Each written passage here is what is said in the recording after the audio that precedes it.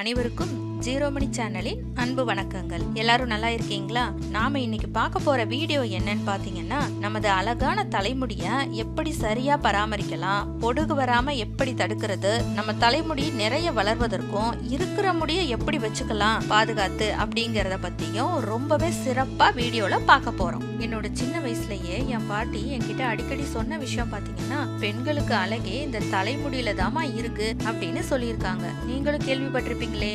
சரிங்க, எனக்கு அதிகமான தலைமுடி கொட்டுது, பொடுகு ப்ராப்ளம் இருக்கு, என் தலைமுடியோட நுனிப்பகுதி எல்லாமே வெடிச்சு வெடிச்சு போயிட்டு இருக்கு, என்னோட தலைமுடி கருப்பு கலர்லயே இல்ல, கலர் சேஞ்ச் ஆயிட்டு வருது, நான் என்னதாங்க செய்யணும் அப்படின்னு கேக்குறீங்களா? எனக்கு நல்லாவே தெரியுது. எதுக்கு ஃபர்ஸ்ட் நீங்க செய்ய வேண்டியது ஒரே விஷயம் தாங்க. அதாவது கரிசலாங்கண்ணி தேங்காய் எண்ணெய நீங்க ப்ரிப்பேர் பண்ணணும். இந்த கரிசலாங்கண்ணி தேங்காய் எண்ணெய மட்டும் நீங்க ப்ரிப்பேர் செஞ்சுட்டு ஒரு 20 டேஸ் போல இதை யூஸ் பண்ணிட்டே வந்தீங்கன்னா, நான் இதுக்கு முன்னாடி சொன்ன ப்ராப்ளம் எல்லாமே 50%, அதர்வைஸ் 70% உங்களுக்கு கியூர் ஆயிடுங்க. நமது ஜீரோ மணி சேனலை இப்பதான் முதல் தடவையா பாக்குறீங்க, நமது வீடியோவை இப்பதான் முதல் தடவையா பார்க்க போறீங்க அப்படின்னா, நமது வீடியோக்கு கீழே இருக்கிற சப்ஸ்கிரைப் பட்டனை கிளிக் பண்ணுங்க, பக்கத்துல இருக்கிற பெல் ஐகானையும் ஆன் பண்ணிக்கோங்க.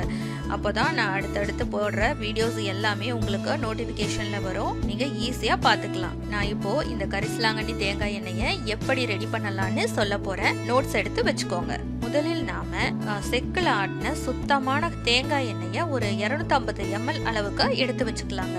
அடுத்து நாம முக்கியமா தயார் பண்ண வேண்டியது கரிசலாங்கண்ணி கீரை. கேள்விப்பட்டிருக்கீங்களா? அந்த கீரையில இருந்து கரிசலாங்கண்ணி பொடிய தயார் பண்ணணுங்க. அதுக்கு என்ன பண்ணலாம்னா, வெள்ளை கரிசலாங்கண்ணி கீரை, மஞ்சள் பூ கரிசலாங்கண்ணி கீரைன்னு 2 வகையான கீரைகள் இருக்கு. உங்களுக்கு எது கிடைக்குதோ அதை வாங்கி நீங்க பயன்படுத்திக்கலாம். கிராமங்கள்ல பாத்தீங்கன்னா நிறைய வயல்வெளிகள்லயும் ரோட்டு ஓரங்கள்லயுமே நிறைய செழிப்பா வளர்ந்துருக்கும், அதை பயன்படுத்திக்கலாம். அப்படி இல்லைன்னா நான் சிட்டில இருக்கேன், நான் என்ன பண்றதுன்னு கேட்பீங்க. அவங்க என்ன பண்ணலாம்னா, கீரை வியாபாரி வராங்க இல்லையா, அவங்க கிட்ட சொன்னீங்கன்னா கண்டிப்பா அவங்க கொண்டு வந்து கொடுப்பாங்க, அதை நீங்க பயன்படுத்திக்கலாம். இந்த கரிசலாங்கண்ணி கீரையோட இலை, வேர், தண்டு, பூ அப்படின்னு எல்லாமே ஒவ்வொரு மருத்துவ தன்மை கொண்டதுங்க.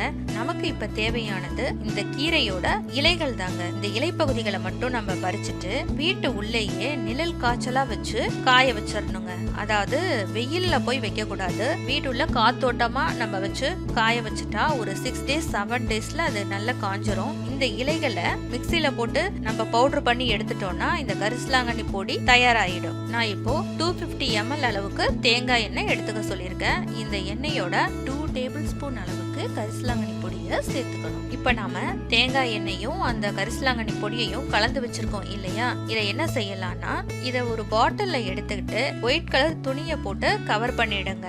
இத 2 டேஸ் வெயில்ல 1 hour வச்சு எடுக்கணுங்க. அதுக்கு பிறகு இந்த ஆயில வடிகட்டி எடுத்துட்டீங்கன்னா, நம்ம தினமுமே 20 டேஸ் ஆர் 1 month இதை தினமும் யூஸ் பண்ணிட்டு வந்தோம்னா ஒரு நல்ல சேஞ்ச் தெரியுங்க உங்களுக்கு. இந்த கரிசலாங்கண்ணி கோகனட் ஆயில நம்ம வீட்டுல இருக்கிற எல்லாருமே யூஸ் பண்ணிக்கலாங்க. இந்த கரிசலாங்கண்ணி கீரையோட சிறப்பை பத்தி கொஞ்சம் சொல்லிக்கிறாங்க.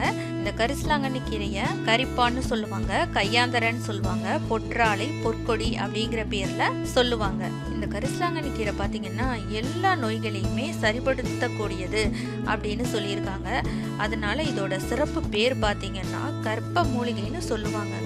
ஏன்னு கேட்டீங்கன்னா, கண் சம்பந்தமான நோயா இருந்தாலும், மஞ்சள் காமாலை நோயா இருந்தாலும், சிறுநீர் ப்ராப்ளமா இருந்தாலும், ஹார்ட் ப்ராப்ளமா இருந்தாலும், முக்கியமா அந்த பிபி பிரச்சனை இருந்தாலும், நிறைய சொல்லிட்டே போலாங்க. பற்கள் சம்பந்தமான நோய்களா இருந்தாலும், முக்கியமா தோல் சம்பந்தப்பட்ட நோய்களா இருந்தாலும், எல்லாத்துக்குமே இந்த கரிசலாங்கண்ணி கீரை அவ்வளவு அற்புதமான கீரைன்னு சொல்லி இருக்காங்க. இந்த கரிசலாங்கண்ணி கீரையில என்னென்ன சத்துக்கள் இருக்குன்னு பாத்தீங்கன்னா, இரும்பு சத்து அதிகமா இருக்கு, விட்டமின் ஏ இருக்கு, தங்க சத்து இருக்குன்னு சொல்லி இருக்காங்க. இந்த 3 சத்துக்களுமே அதிகமா நிறைந்துள்ளது இந்த கரிசலாங்கண்ணி கீரைங்க.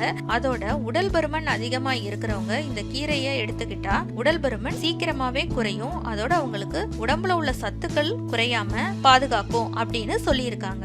சளி தொல்லைகளுக்கும் ஆஸ்துமா பிரச்சனைகளுக்கும் இது ரொம்பவே நல்லதுங்க. எல்லா வகையிலையுமே ரொம்ப ரொம்ப அற்புதமான கீரை தான் இந்த கரிசலாங்கண்ணி கீரை. இந்த கீரையை துவையலா செய்து சாப்பிட்டா ரொம்பவே நல்லா இருக்குங்க. உடல் பருமன் குறைக்கிறதுக்கு அந்த துவையல் ரொம்பவே ஹெல்ப் பண்ணும். நிறைய தலைமுடிய பிரச்சனையை தடுக்கிறதுல இந்த கீரைக்கு நிகர் எதுவுமே இல்லைன்னு கூறலாங்க.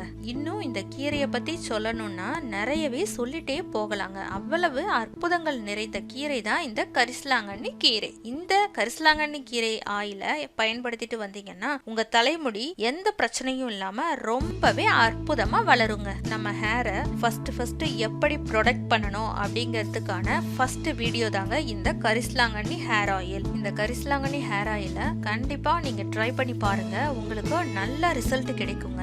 ஏன்னு கேட்டீங்கன்னா நான் சொல்ற எல்லா விஷயங்களும் என்னோட ரியல் லைஃப்ல நான் தினமுமே செய்துகிட்டு வர செயல்களை தான் இந்த சேனல்ல வீடியோஸா அப்லோட் பண்ணிட்டு இருக்கேன். உங்களுக்கு சரின்னு பட்டுச்சுன்னா, உங்களுக்கு நம்பிக்கை இருந்ததுன்னா செய்து பாருங்க. நம்ம ஹேரை ப்ரொடெக்ட் பண்றதுக்கு இந்த ஒரு ஹேர் ஆயில் மட்டும் பத்தாதுங்க.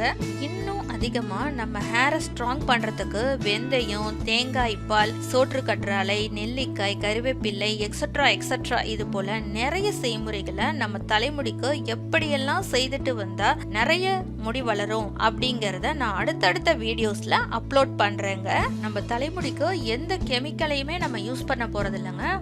முழுக்க நம்ம வீட்டுல இருக்கக்கூடிய பொருட்கள்லையும் வீட்டை சுற்றியுள்ள தாவரங்கள்ல இருந்துமே நம்ம தலைமுடியை எப்படி பாதுகாத்துக்கலாம் அப்படிங்கறத தான் நாம பார்க்க போறோம் அடுத்தடுத்த வீடியோஸ்ல. நான் இப்போ என்னுடைய பாட்டி எனக்கு சொன்ன ஒரு முக்கியமான டிப்ஸை சொல்ல போறேங்க.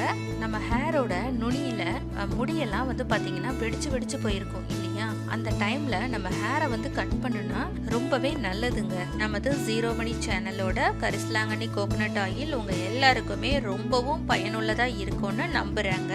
இந்த வீடியோ உங்களுக்கு பிடிச்சிருந்தா லைக் பண்ணுங்க, ஷேர் பண்ணுங்க, சப்ஸ்கிரைப் பண்ணுங்க, பெல் பட்டனையும் கிளிக் பண்ணுங்க. உங்களுடைய கருத்துக்கள் எதுவா இருந்தாலும் கமெண்ட் பாக்ஸ்ல கமெண்ட் பண்ணுங்க. என் மரியாதை கலந்த நன்றியையும் வணக்கத்தையும் தெரிவித்துக் கொள்கிறேன்.